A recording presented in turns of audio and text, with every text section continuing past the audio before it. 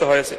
মাননীয় স্পিকার, আমার নির্বাচনী এলাকা বরগুনা 1, বরগুনা সদর, আমতলী এবং তালতলী। আমরা এই বরগুনার যে লক্ষ কোটি মানুষ বসবাস করতেছে, আমাদের বরগুনা উন্নয়নের দিক থেকে একেবারে পিছিয়ে। মাননীয় স্পিকার, পায়রা ও বিষখালী নদী বেষ্টিত আমাদের জেলায় নিরবিচ্ছিন্ন যোগাযোগ এখন সময়ের দাবি। জনভোগান্তি লাঘবে এই রুটে দ্রুত একটি আধুনিক ফেরি সার্ভিস চালু করার জোরাল দাবি জানাচ্ছি।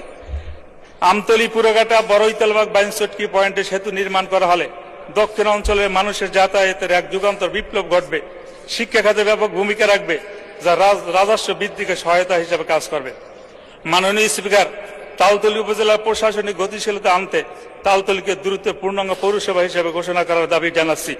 মাননীয় স্পিকার, বরগুনা নদীমাতৃক এলাকা, এখানে বয়ে চলছে ছোট বড় অসংখ্য খাল, নদী, নালা, যার ফলে অত্র এলাকায় যোগাযোগের জন্য রাস্তা, কালভার্ট, ব্রিজ, স্লুইস অতীব গুরুত্বপূর্ণ বিষয়। কিন্তু বিগত বছরগুলোতে এখনো অত্র খাতে লক্ষণীয় কোনো কাজ হয় নাই, যার ফলে আমার অত্র নির্বাচনী এলাকায় বিভিন্ন স্থানে প্রায় 300 অতি ঝুঁকিপূর্ণ ব্রিজ, কালভার্ট রয়েছে, যা মরণ ফাঁদে পরিণত হয়েছে, যেটি অত্যন্ত মানবিক ও দুঃখের বিষয়। তাই আমার নির্বাচনী এলাকার রাস্তা, ব্রিজ, কালভার্টগুলো অতি দ্রুততার সাথে পুনর্নির্মাণ একান্ত প্রয়োজন। মাননীয় স্পিকার, তালতলী বরগুনা থেকে বিচ্ছিন্ন একটা উপজেলা, এ জায়গায় একটা দ্রুতগামী একটা ফেরির ব্যবস্থা করার জোরালো দাবি জানিয়ে আমি আপনাকে অভিনন্দন জানিয়ে শেষ করছি। আল্লাহ হাফেজ। আসসালামু আলাইকুম রহমতুল্লাহ।